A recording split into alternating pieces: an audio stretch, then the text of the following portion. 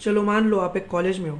वहाँ आप एक इंसान से मिलते हो जो आपको फिजिकली अट्रैक्टिव लगता है, फ्रेंडली लगता है, ट्रस्टफुल लगता है, काइंड लगता है, इंटेलिजेंट लगता है, केयरिंग लगता है और एक ऑसम इंसान लगता है। तो फर्स्ट इंप्रेशन में तो वो आपको एक अच्छा इंसान लगा। तो फिर आपने सोचा कि क्या यह मेरा दोस्त बनेगा या बनेगी, क्या हमारा रिलेशन होगा, या फिर एटलीस्ट क्या मैं इनके ग्रुप में जा सकता हूँ या जा सकती हूँ, क्योंकि उनके ग्रुप में होने से आपकी इमेज बेटर होगी, आप कूल दिखोगे, आपकी वैल्यू बढ़ेगी। बट जैसे जैसे समय गुजरता है, कुछ हफ्तों बाद या कुछ महीनों बाद आपको रियलाइज़ होता है कि अरे यार, ये इंसान तो वैसा है ही नहीं जैसा मुझे पहले लगा था। अब इसके असली रंग दिखने शुरू हो गए हैं। अब आपको रियलिटी दिखनी शुरू हुई है। क्या आपके साथ कभी ऐसा हुआ है? मुझे कमेंट करके आपकी स्टोरी ज़रूर बताना। ऐसा हम सबके साथ होता है। जो इंसान हमें पहले अच्छा लगता है, बाद में वो उसका कंप्लीट अपोजिट निकलता है। और वाइसी वर्सा भी ट्रू है। यानी जो इंसान पहले हमें रूड और एरोगेंट लगता है, वो बाद में हमारे लाइफ का सबसे काइंड और केयरिंग इंसान भी हो सकता है। क्योंकि हम फर्स्ट इंप्रेशन को ज़्यादा इंपॉर्टेंस देते हैं और हम फर्स्ट इंप्रेशन से ही लोगों को जज कर लेते हैं कि कौन सा इंसान अच्छा है और कौन सा इंसान बुरा। इसी चीज़ को अवॉइड करने के लिए ऑथर हमें 4 पॉइंट्स सजेस्ट करते हैं। लास्ट के 2 सबसे इम्पॉर्टेंट है, इसीलिए एंड तक सुनना। पहला, डाटा इज किंग। हमें लगता है कि first impression is the last impression, इसीलिए शुरुआत में जो हमें ऊपर ऊपर से दिखता है हम उसी को बिलीव करते हैं और लोगों को जज और कैटेगराइज करते हैं कि ये इंसान अच्छा है और ये इंसान बुरा, सिर्फ इनिशियल इंप्रेशन के बेसिस पे। बट एक्चुअली हम उस इंसान की लाइफ के बारे में कुछ नहीं जानते हैं, उसके पास्ट के बारे में कुछ नहीं जानते हैं और उसके चॉइसेस के बारे में कुछ नहीं जानते हैं। लोग बहुत सारी बातें बोलते हैं अच्छा दिखने के लिए या फिर अच्छा साउंड करने के लिए। हमें लोगों की मीठी मीठी बातों की तरफ नहीं, उनके एक्शंस की तरफ ध्यान देना चाहिए। वो क्या बोल रहे हैं उसके तरफ नहीं, वो क्या कर रहे हैं उसके तरफ ध्यान देना चाहिए। क्योंकि एक इंसान अपने लाइफ में क्या चूज़ करता है, क्या एक्शन लेता है, उससे आपको उसके बारे में रियल डेटा मिलेगा। People are weird. हमें लगता है कि सामने वाला इंसान स्पेशल है या फिर परफेक्ट है, बट रियलिटी में कोई भी परफेक्ट नहीं होता है। इसलिए ऑथर कहते हैं कि पीपल आर वियर्ड। हमें लोगों के खिलाफ पहले से ही कोई बायसेस नहीं रखनी चाहिए, यानी पहले से ही कोई जजमेंट नहीं रखना चाहिए। पहले उस इंसान के साथ टाइम स्पेंड करो, उस इंसान को समझो और फिर डिसाइड करो। इसीलिए अगली बार जब आप किसी इंसान से मिलो तो तुरंत उस पर भरोसा करने से पहले सोचो कि क्या आपके पास उसके बारे में इनफ डाटा है, क्या आपको उसके बारे में जेन्युइनली प्रैक्टिकली उसके लाइफ के बारे में कुछ पता है। अगर हाँ, तो ही उस पर भरोसा रखो, अगर नहीं तो पहले डाटा कलेक्ट करो। तीसरा, first impression is not accurate. हमें लगता है कि फर्स्ट इंप्रेशन ही सब कुछ होता है, first impression is the last impression. अगर ऐसा सच में होता तो जो लोग पहले अच्छे लगते हैं वो बाद में बदल क्यों जाते हैं? रिलेशनशिप में सब पहले अच्छा होता है, फिर बाद में सब कुछ चेंज क्यों हो जाता है? क्योंकि हर कोई अपना फर्स्ट इंप्रेशन अच्छा ही देता है, हर कोई अपना फर्स्ट इंप्रेशन बेस्ट ही देता है। शुरुआत में थोड़ी ना कोई आपको सब कुछ अपने बारे में सच सच बता देगा। और फिर कुछ लोग ये भी बोलते हैं कि हम 1 मिनट में सामने वाले को पहचान जाते हैं, बट ऑथर कहते हैं कि ये पॉसिबल नहीं है, क्योंकि उसमें आप अपने पास्ट पैटर्न या फिर एक्सपीरियंस का यूज़ करते हो सामने वाले को जज करने के लिए। लेकिन हर इंसान अलग होता है, हर इंसान की चॉइसेस अलग होती है, हर इंसान का पास्ट अलग होता है, हर इंसान का नेचर अलग होता है। इसलिए आप एक्यूरेटली जज नहीं कर सकते हो फर्स्ट इंप्रेशन के बेसिस पे कि इंसान कैसा है। और लास्ट पॉइंट है, we live in a world of marketing, advertisement and sales. ये सेल्स और मार्केटिंग वालों को बहुत अच्छे से पता होता है कि how much we rely on first impression. First impression हमारे लिए कितना ज़्यादा ज़रूरी है, इसीलिए वो हमें ऐसी चीज़ें दिखाते हैं ताकि हम उन पर भरोसा कर ले या फिर वो हमारा भरोसा जीत ले।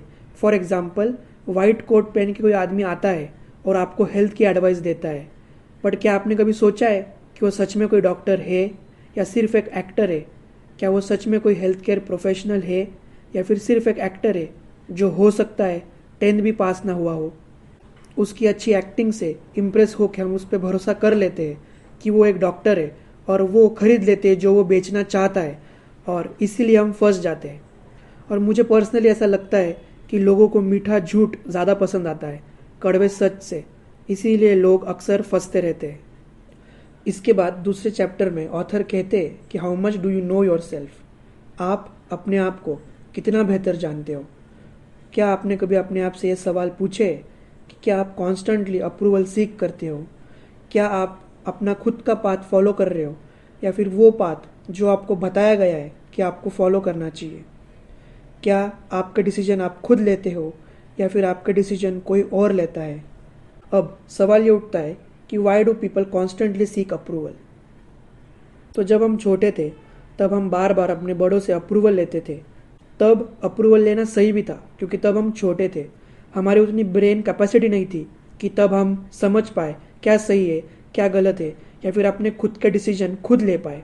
हमें कोई बड़ा इंसान चाहिए था जो हमें बताए कि हम सही कर रहे हैं या फिर हम केपेबल है या फिर हमने जो काम किया है वो सही किया है या फिर जो हमने पेंटिंग ड्रॉ करी है वो एक अच्छी पेंटिंग है।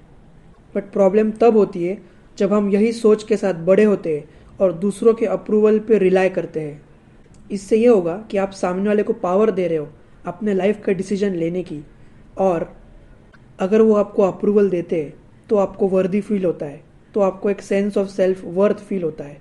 वरना आप कॉन्स्टेंटली अपने आप को डाउट करते रहते हो, क्या मैं सही हूँ, क्या मैं गलत हूँ, क्या मैं कैपेबल हूँ, एक्सेट्रा। इससे आपके अपने खुद की ओपिनियन की कोई वैल्यू नहीं बचती है। आपके ओपिनियन या फिर आप खुद सेकेंडरी बन जाते हो। आप कभी डिसीजन नहीं ले पाते हो, इसलिए आप सामने वाले पे रिलाई करते हो कि वो आपके लाइफ के डिसीजन ले, और आप अपने खुद के डिसीजन कभी ले भी नहीं पाते हो। या फिर मान लो आपको आपके लाइफ का डिसीजन खुद लेना भी है मगर आप ले नहीं पाते हो क्योंकि आप डरते हो कहीं वो सामने वाला गुस्सा ना हो जाए या फिर कहीं वो आपसे रिश्ता ना तोड़ दे। इसीलिए लोग सिर्फ एक ही पाथ फॉलो करते हैं, एक ही एडवाइस फॉलो करते हैं और एग्जैक्टली वही करते हैं जो सब कर रहे हैं। अब दूसरा सवाल ये है कि बड़े होने के बाद भी लोग अप्रूवल क्यों सीख करते हैं? तो इसके 3 रीजंस है। पहला, सोशियो कल्चरल नॉर्म्स।